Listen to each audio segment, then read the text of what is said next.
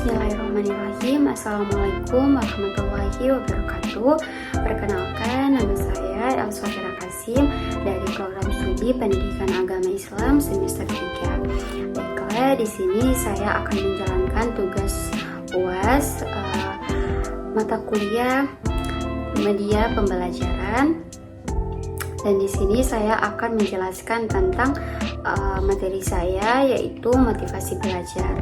Nah, yang pertama ada pengertian motivasi belajar. Apa sih motivasi belajar itu?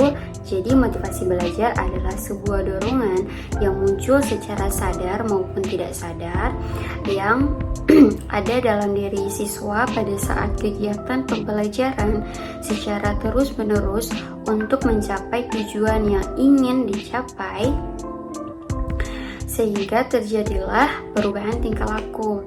Nah, yang kedua ada alasan. Mengapa sih kita harus memiliki motivasi belajar? Nah, jadi motivasi itu sangat penting karena dan juga berfungsi sebagai pendorong usaha dan pencapaian tujuan. Nah, seseorang melakukan sebuah usaha karena adanya motivasi. Nah, adanya motivasi yang baik akan menghasilkan juga hasil yang baik. Kemudian ada cara meningkatkan motivasi belajar. Nah, ada beberapa cara. Yang pertama, menentukan gaya belajar. Nah, jadi kita bisa mencari dan menyesuaikan gaya belajar yang sesuai dengan minat dalam diri kita. Yang kedua, yaitu menentukan agenda belajar. Jadi kita harus menyusun dan menyesuaikan jadwal pembelajaran kita. Dan yang ketiga ada istirahat. Jadi kita harus menyesuaikan kapan kita harus belajar dan kapan kita harus istirahat. Dan yang keempat ada hindari gangguan belajar. Misalnya di saat kita sudah menentukan jadwal pembelajaran, tidak untuk melakukan kegiatan lain kecuali ada hal-hal darurat atau penting. Dan yang kelima ada belajar bersama teman.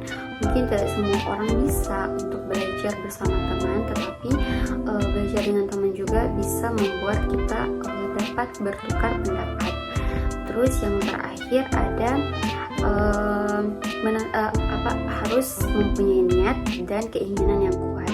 Jadi setelah kita menyusun semua itu, kita harus memiliki niat dan keinginan yang kuat untuk belajar. Dan yang terakhir ada manfaat belajar.